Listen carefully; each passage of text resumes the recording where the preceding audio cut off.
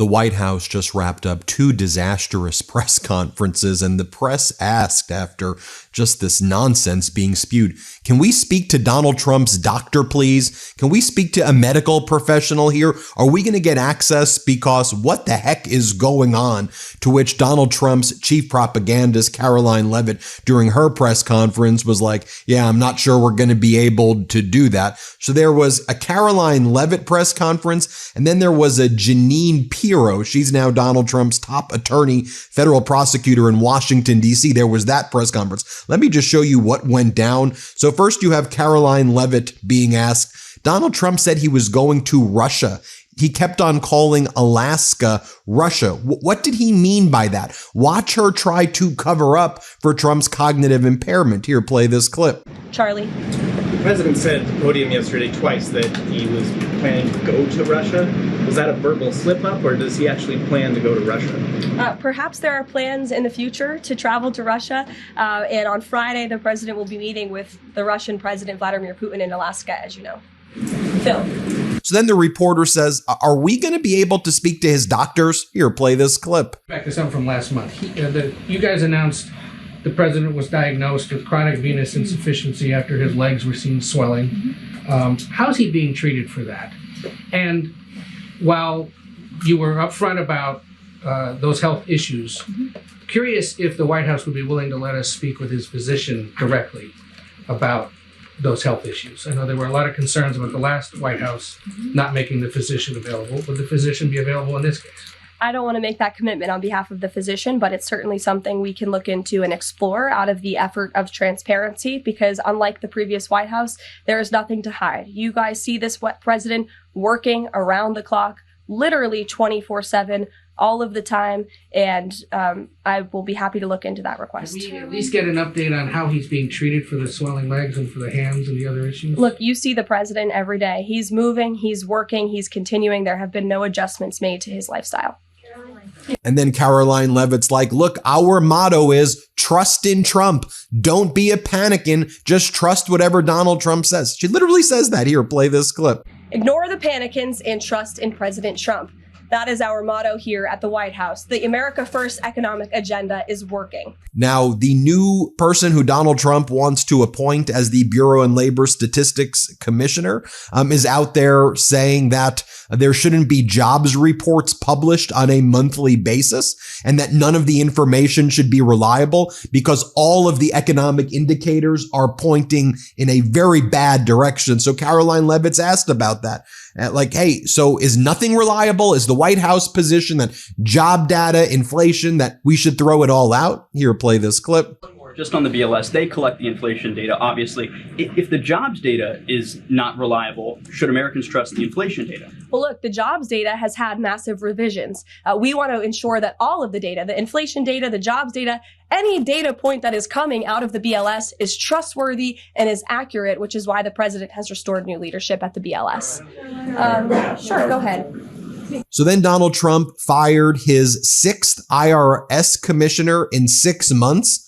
The former commissioner, Billy Long. So Karoline Leavitt's asked, why'd you fire that guy? I mean, didn't Trump like him? You're now going to have 7 people who are the IRS commissioners in as many months. Now, it was reported that one of the things that Billy Long was uncomfortable about doing was turning over certain IRS data of migrants and other people for Donald Trump to attack. But watch what Karoline Leavitt says. Watch what the propaganda artist says. Play this clip.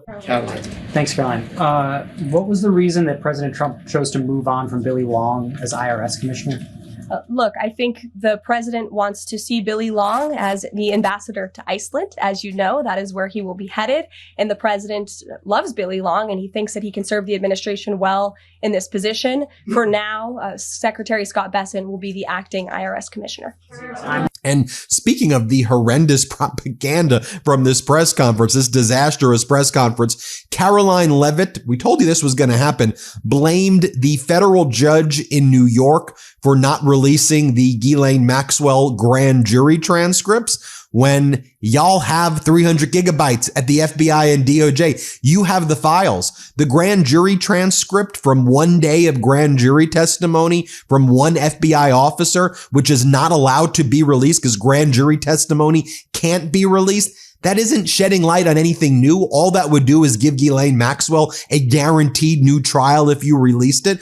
And the federal judge said as much in the order how disingenuous the regime was being, but the regime always wanted to blame the judges for not turning over the Epstein files. Y'all have the files, not the judge. You have it right now. Release it. Play this clip. Another question on something that happened yesterday, but I wanted to get the White House response. A judge ruled that the grand jury transcripts in Ghislaine Maxwell's case should not be released. What's the White House response to that? And do you plan to appeal? And what do you tell President Trump's supporters who want that information released? We think that decision is unfortunate. Of course, we moved to unseal that information because the president has said he wants to see credible evidence released. As for the appeal process, I would defer you to the Department of Justice for that. So then Karoline Leavitt is asked more about Donald Trump's new Bureau of Labor Statistics commissioner, saying that the Bureau of Labor Statistics should suspend all monthly reports on economic data like job reports.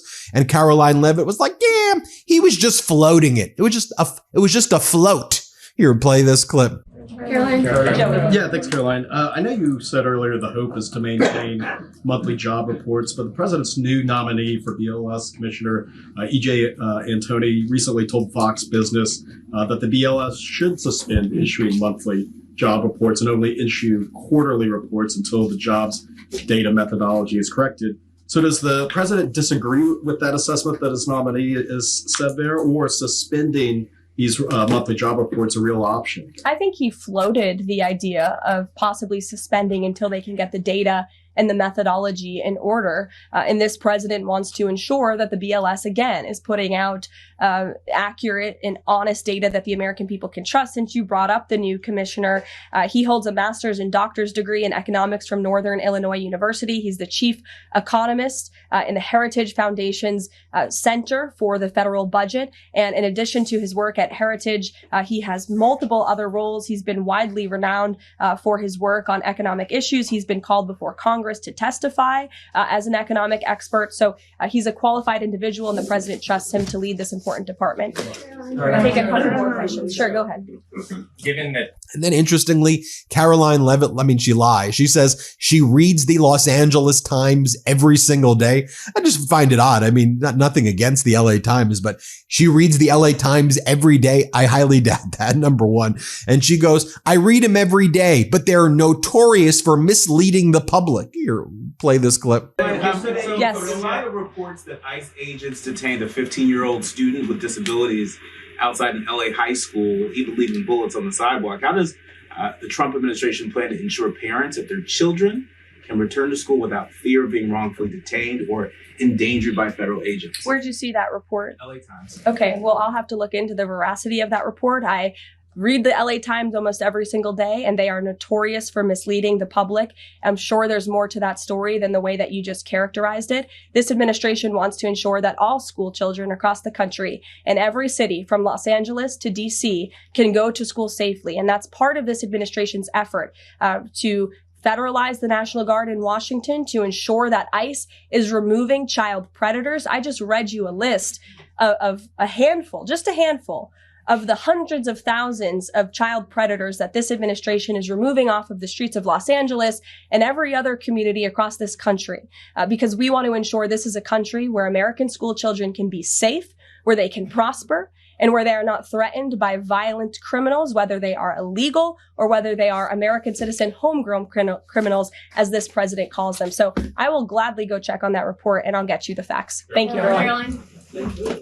Then she's asked, well, what do you say to all of these small businesses who say they've tried to eat the tariffs for as long as they can, but they can't survive anymore, so they're going to have to pass on the prices to consumers? What do you say to them? And she's like, just know the trust in Trump. He loves you. He loves businesses. She's not answering the question. And then, of course, like with everything she says, she just blames Biden. Biden. Let me be clear. Under the Wall Street Journal articles and the Economist articles, they said that America's economy under Biden was the envy of the world and a Goldilocks economy. And they said it was going to soar, and Donald Trump destroyed it. But play this clip. Yeah, two questions on the economy. So first, we've had small businesses tell us that it's not foreign exporters who are eating the tariffs, it's them. and they've held off on raising prices, but soon they're going to have to raise prices. What is the White House's message to them?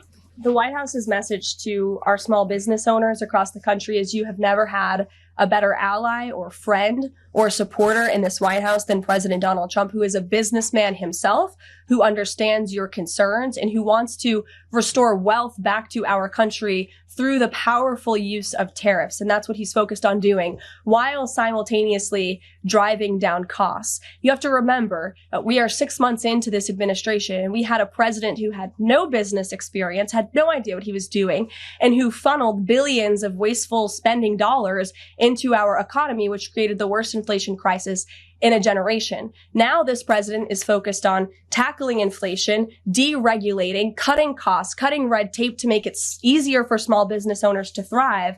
And again, the economic indicators show that we are moving in the right direction. And then Karoline Leavitt is asked about Donald Trump posting earlier this morning that he was considering filing a major lawsuit against his own chairman of the Federal Reserve, Jerome Powell. So Trump is going to sue his own administration? Huh?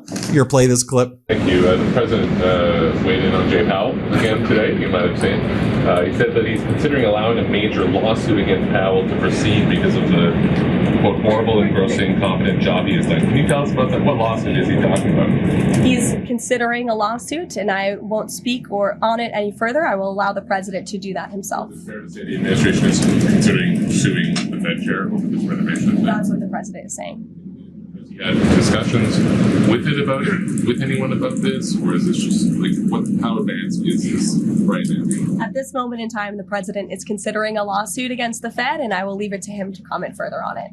My dogs, Taquito and Chiquito, are the happiest dogs ever. You know why? Because I give them Sundays for Dogs, which is, let's face it, the best dog food ever. What I love about Sundays for Dogs is that, like, unlike other fresh dog food, Sundays does not require refrigeration or preparation because of their air drying process. You just pour it and serve it, and you can cancel or pause your subscription with Sundays for Dogs at any time with their 14-day money-back guarantee. It's fresh dog food. It's made from a short list of human-grade ingredients, which I love and I know my doggies love. It was co-founded by Dr. Tori Waxman, a practicing veterinarian who tests and formulates every version of each recipe. And Sundays contains 100% all-natural meat and superfoods and 0% synthetic nutrients or artificial ingredients. So here's the deal we negotiated for your puppies, because I want them to be as happy as mine. Get 40% off your first order of Sundays. Go to sundaysfordogs.com/Meidas or use code Meidas at checkout. Go to sundaysfordogs.com/Meidas or use code Meidas at checkout. My doggies, Taquito and Chiquito, tell me that your doggies will love Sundays also. Now, as I said, 2 disastrous press conferences taking place at the same time. You then had Jeanine Pirro over here saying that she doesn't care about the source of crime or like the reasons why crime is committed. She doesn't care about that. Here, play this clip. I honestly am not concerned about why they commit crimes. My concern is if they commit crimes. My concern is the victims of the crimes. That's my job as a U.S. attorney. Go ahead. But just follow up on that quickly. Is a felony one. And here she is just yelling at reporters who ask her, well, if you say one of the big issues is gun violence, aren't you encouraging more people to have dangerous weapons, and you're defunding gun prevention? And then Judge or Jeanine Pirro, now the top federal prosecutor in D.C., goes, just stop it. Stop asking me. Here, play this clip. Out of time? That means he's had enough. Goodbye. Thank you. I want you to report on But this. you said it's guns. You said it's guns on the street that's causing this problem. Are you concerned that the DOJ's funding cuts to gun violence prevention programs undermine the effort? Stop it. We are putting all kinds of resources onto the street. But what about the gun aspect of the gun violence? Thank you, guys. Thanks. And here, Jeanine Pirro admits, as I've previously reported, that the DOJ has lost 90 lawyers or that they've like lost all of their staff because people keep on quitting and getting fired. They were down rather to only 90 lawyers, like hundreds of people quit and resign. Watch what she goes, I don't really care about the facts off the record. I don't care about the facts. Here, watch what she says. I don't have any special powers. I wish I did. But can you also talk about where you stand on hiring prosecutors and judges? I am, I'm not going to bore you with the facts. Don't quote me on that. That was off the record. I can only hire during certain periods once there's been an ad or some kind of posting, and then I can hire. Okay, I'm doing it. I'm doing the best I can. The president has given me the permission to hire.